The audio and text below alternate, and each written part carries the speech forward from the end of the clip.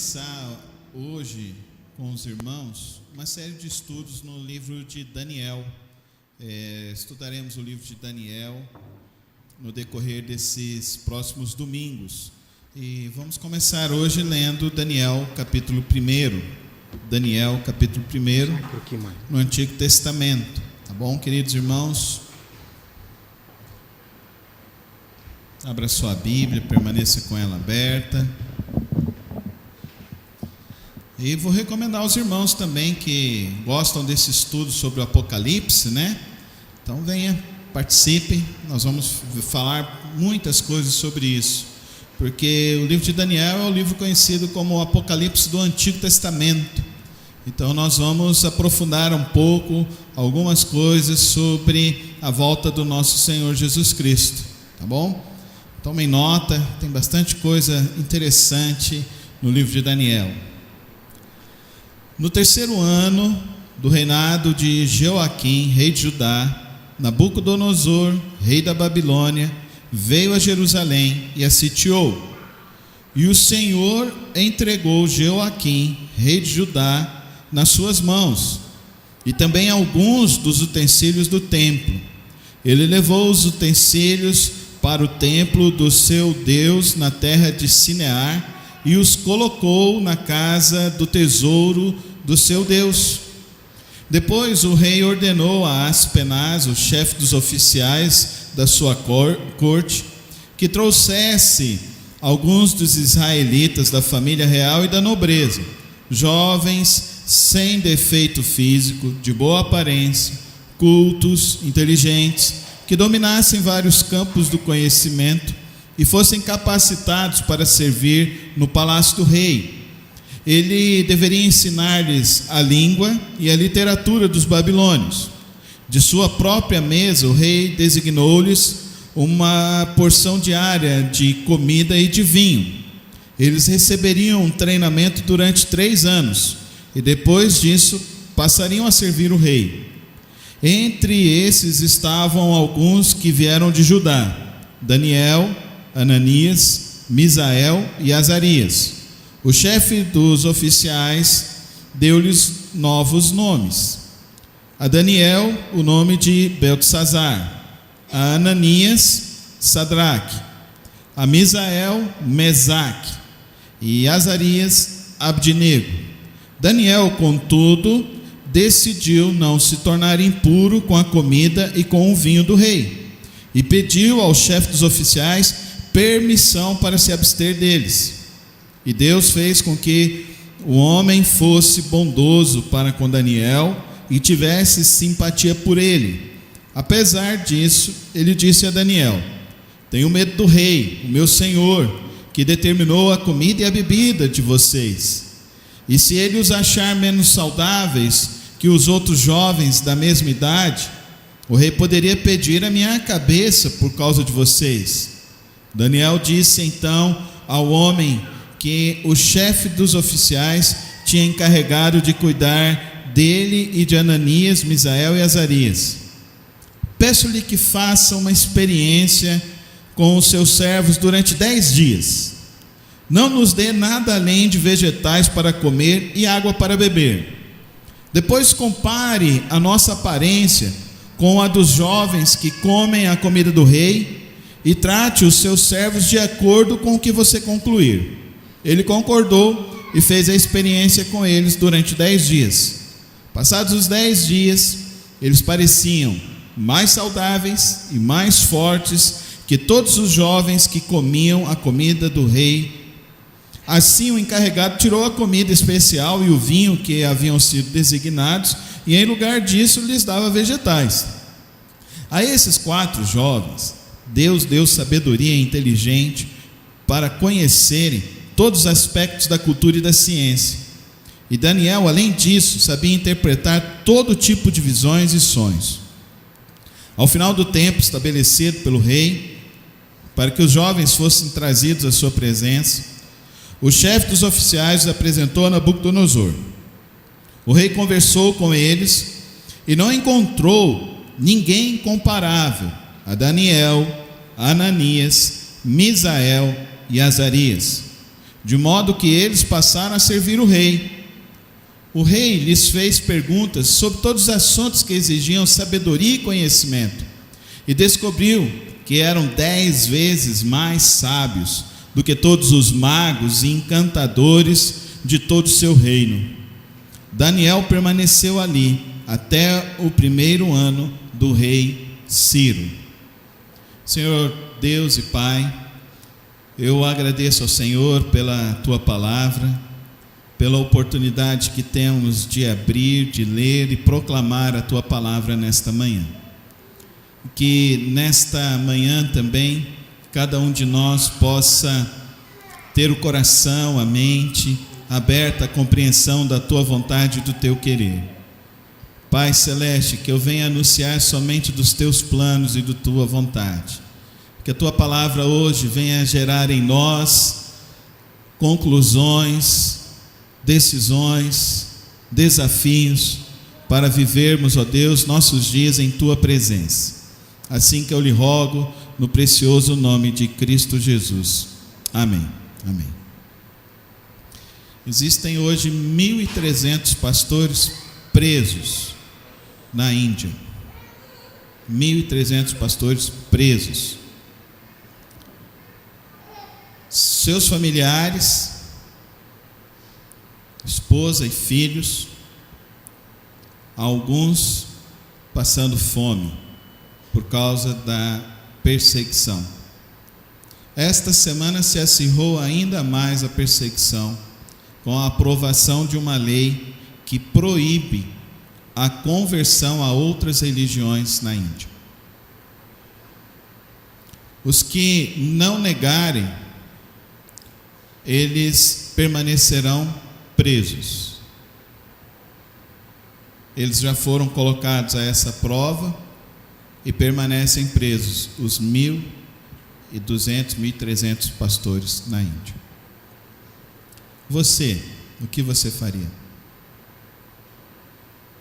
Vendo seu filho passar fome, não podendo proteger sua esposa,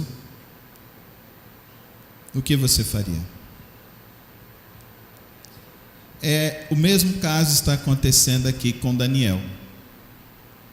O povo de Israel foi dominado por Nabucodonosor. O povo de Israel perdeu a batalha. Nabucodonosor, que já tinha Babilônia, uma cidade que foi reconhecida como uma das maiores construções da antiguidade, que possuía os seus jardins suspensos da Babilônia, aonde carruagens passavam e trafegavam por cima dos muros da Babilônia, entre os jardins da Babilônia. Dá para você imaginar o que significaria isso? Essa cidade. Esse rei Nabucodonosor, ele se aproveita de um momento em que Jeoaquim toma uma decisão errada. Aqui já aconteceu a divisão do reino, o reino do norte de Israel e o reino do sul. E Jeoaquim comete o mesmo erro que o reino do norte cometeu. Ele se associa ao rei da Síria. Só que o rei da Síria vivia em grande conflito há mais de 20 anos com o Egito. Isso então enfraqueceram as duas nações. Nabucodonosor se aproveita desse momento, conquista o reino de Judá, e depois ele vai conquistar a Síria, e ele começa alguma entrada no Egito, mas ele não foi muito além no Egito. E quando ele domina Jerusalém, ele estabelece uma estratégia. A estratégia dele era dizimar o povo de Deus. A estratégia dele era destruir a cultura, os valores e as convicções do povo de Israel. Qual é essa estratégia? Traz os jovens. Então, Daniel e seus amigos aqui devem ter por volta de 14, 15, 16 anos. Traz os jovens, porque nós vamos fazer com que esses jovens não se lembrem mais do Deus deles. Então ele muda o nome desses jovens. Mudando o nome desses jovens, eles não têm mais os nomes que eles recebiam, então muda a identidade. Agora, o nome deles, dos quatro, é um nome que exalta ao Deus da Babilônia.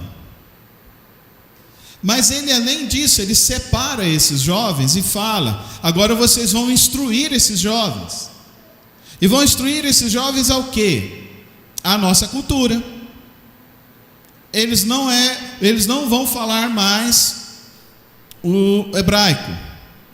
Eles vão ter que falar então o aramaico, que era a língua dos babilônicos. Vocês se lembram que no Novo Testamento foi escrito no grego e aramaico? Vocês se lembram que Jesus falou alguns trechos de seus sermões no aramaico? Por causa da dominação de Nabucodonosor. A batalha era tirar a fé, minar a fé, destruir os valores e a cultura do povo judeu. Essa foi a estratégia de Nabucodonosor. Impôs também um controle físico, emocional, estrutural.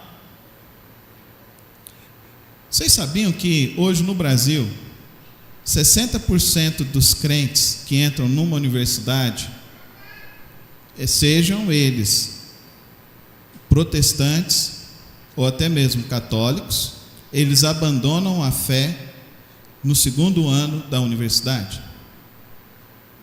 Vocês sabiam disso? 60%. Nos Estados Unidos, isso já está a mais de 75%. Você já percebeu como que funciona hoje o mundo? Você já percebeu que eles estão colocando novos tipos de adoração? Você já percebeu que eles estão introduzindo novos tipos de cultura? Nabucodonosor era tão perverso que ele fazia até mesmo com que esses jovens, eles se tornassem eunucos. Eles eram castrados. Mas alguns, no caso desses 4 jovens, ele deixou eles, porque ele queria prepará-los para um arquitetamento de uma dominação ainda mais extensa. Queridos, desde que o mundo é mundo, o mundo enfrenta uma batalha espiritual. Desde que o mundo é mundo, o mundo está sendo assolado sobre a força do mal que tenta tirar o povo de Deus do caminho da vontade do nosso Senhor Jesus Cristo. Não se equivoque, nós vivemos uma batalha espiritual desde que o mundo é mundo. Nós vivemos uma batalha onde as pessoas estão estrategicamente tentando tirar os valores judaico-cristãos, os valores bíblicos da palavra de Deus, da nossa moralidade, da nossa criação de filhos, da nossa instrução e educação dos nossos filhos, principalmente da nossa esperança e da nossa fé em nosso Senhor Jesus Cristo. Não sejamos ingênuos. Olha essa portaria que saiu agora. Todas as saudações têm que ser todos, todas e todes. Isso é uma imposição que tenta destruir princípios e valores que são extremamente fundamentais da palavra de Deus para o povo de Deus, para que possamos viver dentro da vontade de Deus. Mas olha que interessante o texto diz. Olha o que o texto diz aqui para nós, queridos irmãos. Verso 8. Daniel, contudo, decidiu não se tornar impuro com a comida, e com o vinho do rei, e pediu ao chefe dos oficiais permissão para se abster deles. Olha aqui, postura. Qual é a postura do cristão, querido irmão? É se amoldar o mundo? O apóstolo Paulo vai nos falar em Romanos capítulo 12, que não vos amoldeis a este mundo, mas transformai-vos pela renovação da vossa mente. O plano de Deus é bom, é perfeito. O plano de Deus é magnífico para a vida humana. Foi Ele que criou, foi Ele que planejou desde a criação, desde o estabelecimento da criação. Ele criou homem e mulher, família. Ele criou para que a família pudesse então procriar, para que a família pudesse sustentar, se estabelecer sobre a face da terra, e sustentando a terra, ela pudesse então avançar cada dia mais. Esse é um plano maravilhoso do Senhor, o nosso Deus. Queridos irmãos, é um assinte o número de esterilizações que estão acontecendo ao redor do mundo. Esterilizações de jovens. É um assinte isso. Isso visa um arquitetamento, queridos irmãos, que desde que o mundo é mundo. Está aqui, Nabucodonosor, estabelecendo e fazendo todo este mal contra o povo de Israel. Mas não somente isso. Eles não vão comer mais do que eles tinham que comer. Observe isso.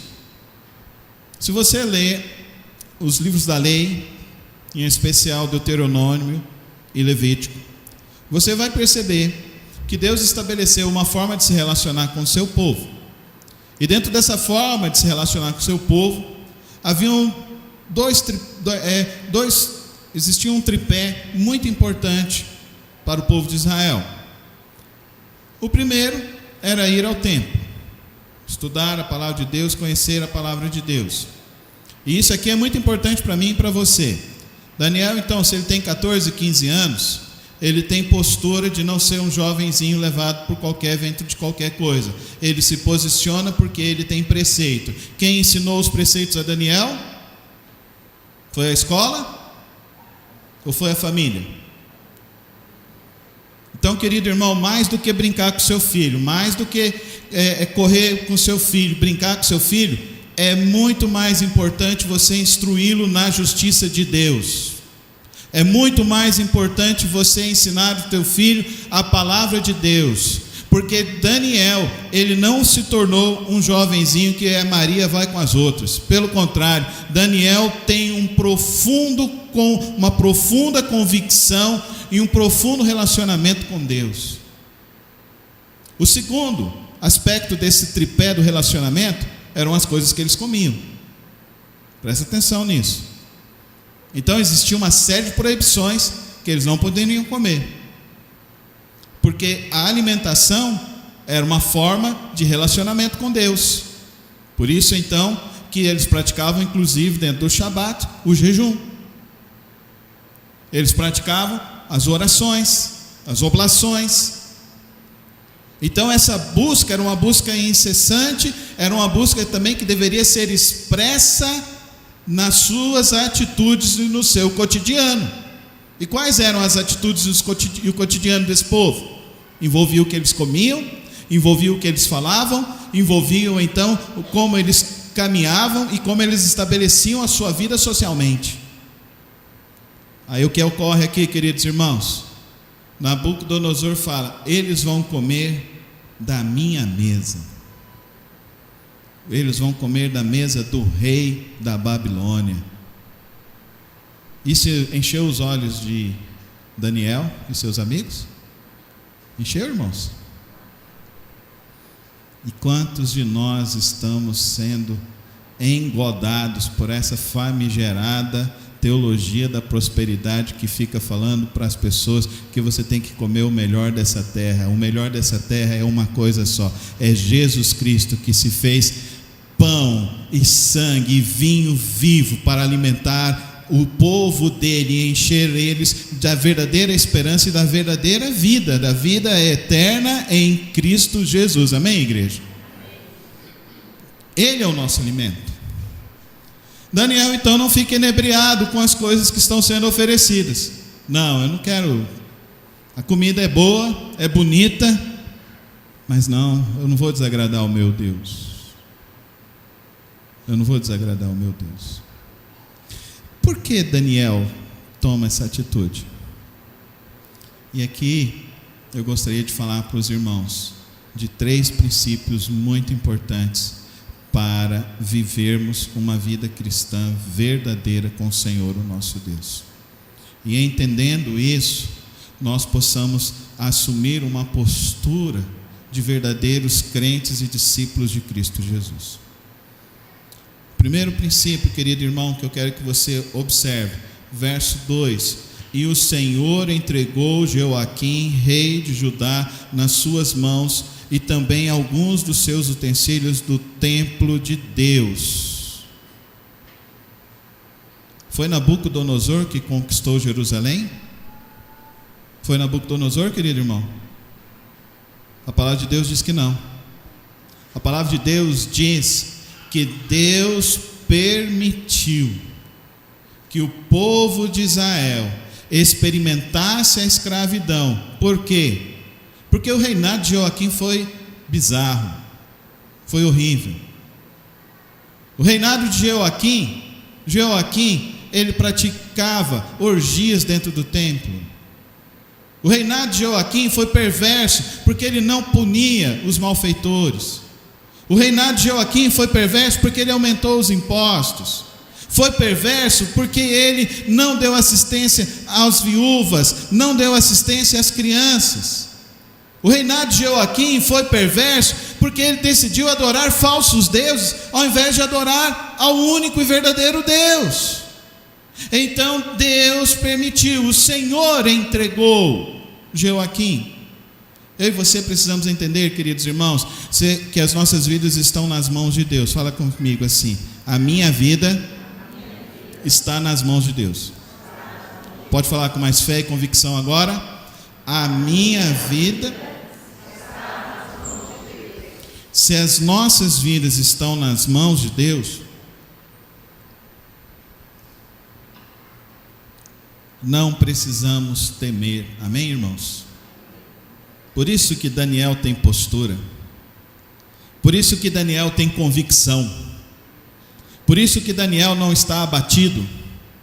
Por isso que Daniel não está murmurando. Por isso que Daniel não está inventando alguma desculpa. Mas, ao contrário, Daniel tem posição. E a posição dele, qual é a posição de Daniel? Eu continuarei sendo fiel a Deus. Amém, irmão? Você pode falar isso comigo? Eu continuarei sendo fiel a Deus. Esse é o nosso desafio. A vida é essa. Eu e você sermos fiéis a Deus. Não ficarmos inebriados com a comida do palácio. Não tirarmos o nosso foco de Deus. Não deixarmos de confiar em Deus. Observe o verso 9. Observe o verso 9.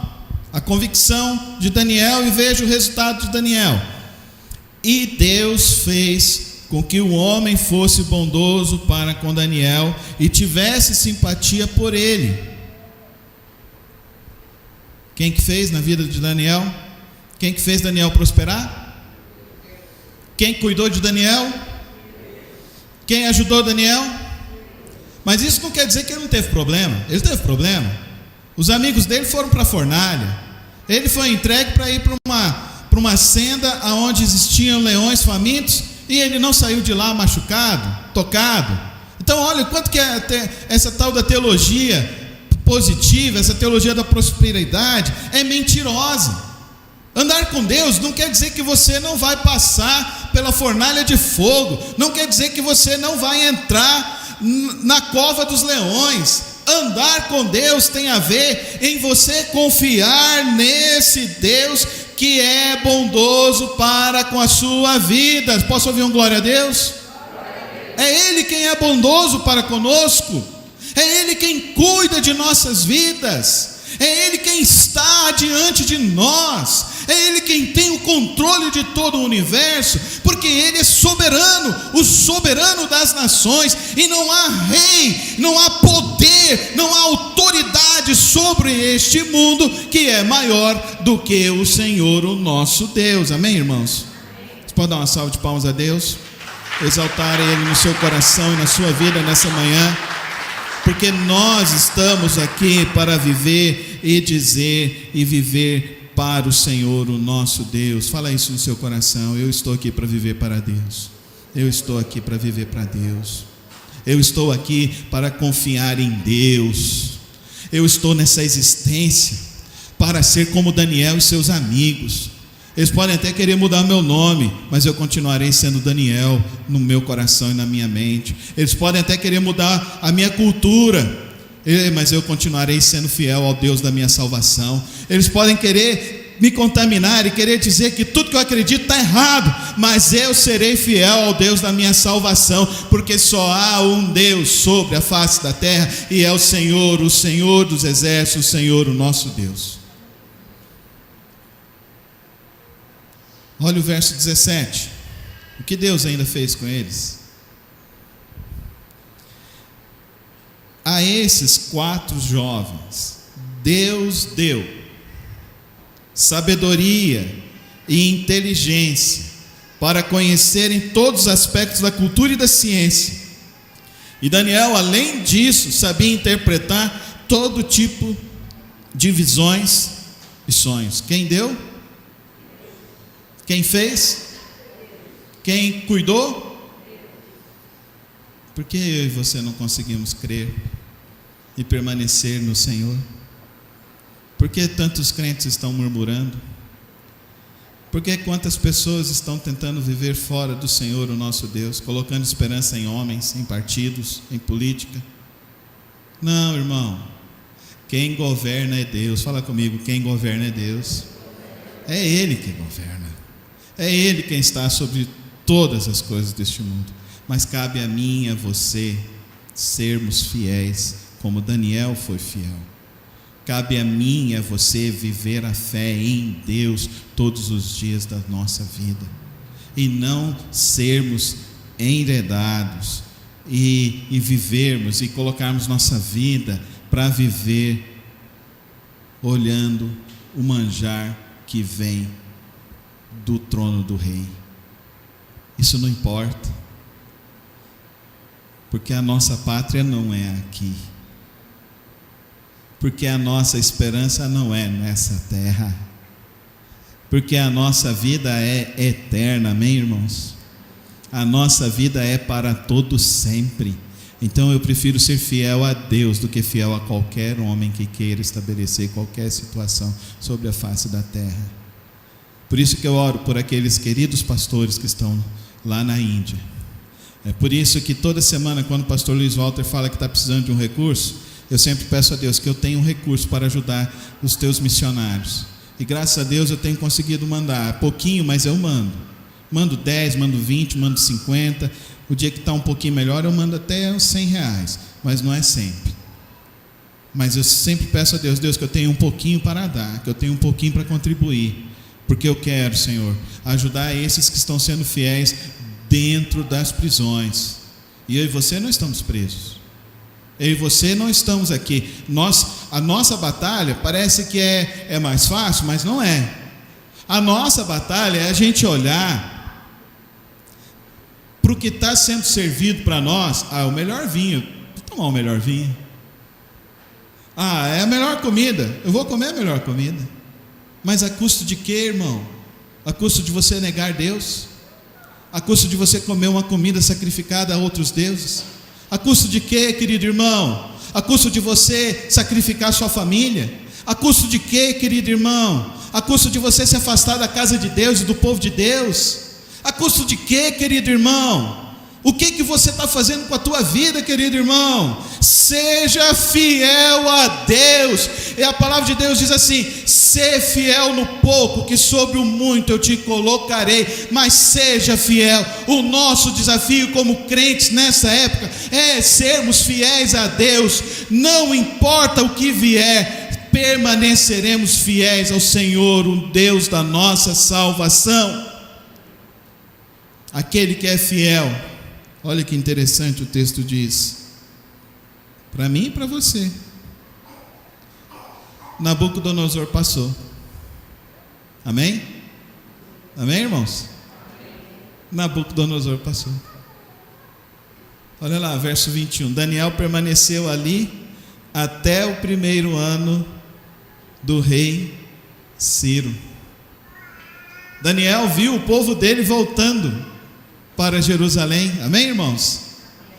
Daniel, ele ficou sabendo da reconstrução dos muros.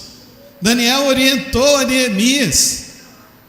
Porque, queridos irmãos, poderes sobre a face da terra, eles passam, mas o poder de Deus prevalece para sempre, para sempre. Coloca a sua vida nas mãos de Deus e seja fiel a Deus todos os dias que lhe cabe viver. Que a sua fé e a sua vida esteja no Deus da nossa salvação, em nome de Jesus. Amém.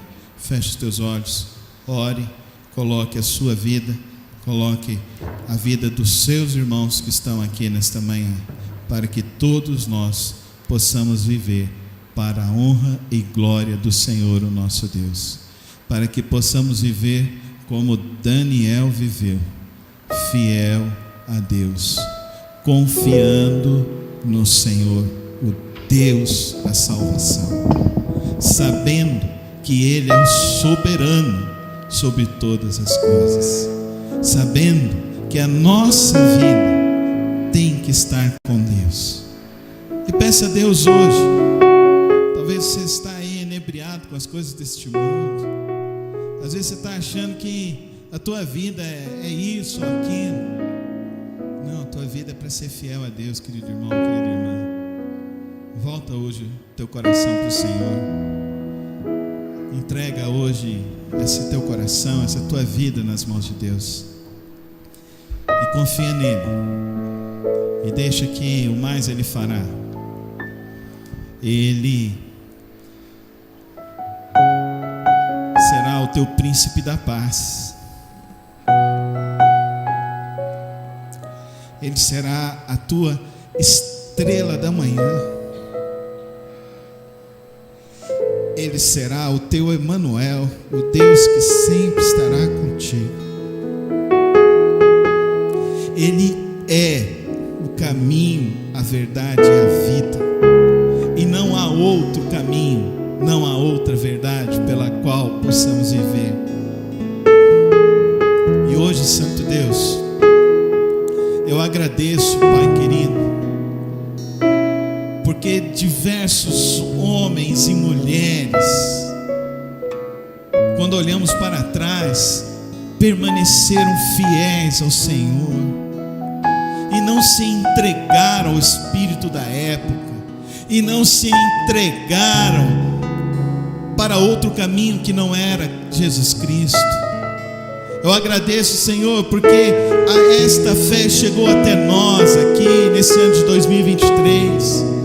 Eu agradeço porque esta verdade chegou até nós aqui, que estamos vivendo esse ano de 2023, e que nós aprendamos nesta manhã, ó Santo Deus, a viver uma vida de fidelidade para com o Senhor, não pelas coisas que o Senhor irá fazer, mas pelo que o Senhor é, pelo que o Senhor está fazendo e pelo que o Senhor tem preparado para as nossas vidas. Toma, ó Deus, cada vida, traz-nos, ó Pai, para mais perto de Ti, traz-nos, ó Pai, para que possamos experimentar essas maravilhas que o Teu servo Daniel, que Sadraque, que Mesaque e Abidnego também experimentaram, de essa provisão do Senhor, essa sabedoria, esse conhecimento do Senhor. Ó Pai, derrama essa sabedoria, esse entendimento em cada coração, em cada vida. Traz-nos, ó Deus, para o centro da Tua vontade, e que não venhamos a nos desviar nem para a direita nem para a esquerda, mas que venhamos, ó Deus, a permanecer fiéis ao Teu nome, para a Tua glória e por toda a eternidade, em nome de Jesus. Amém, amém e amém. Você pode ficar em pé. Vamos adorar a Deus com essa canção, colocando nossas vidas nas mãos de Deus. O Senhor é bom, o Senhor está no controle, o Senhor está cuidando. Então confia no Senhor todos os dias. Que Deus te abençoe e te guarde. Que o amor de Deus Pai, a graça derramada sobre nossas vidas através de Jesus Cristo, Filho, e as preciosas e santas consolações do Espírito Santo de Deus esteja sobre sua vida e sobre a vida de todo o povo de Deus espalhado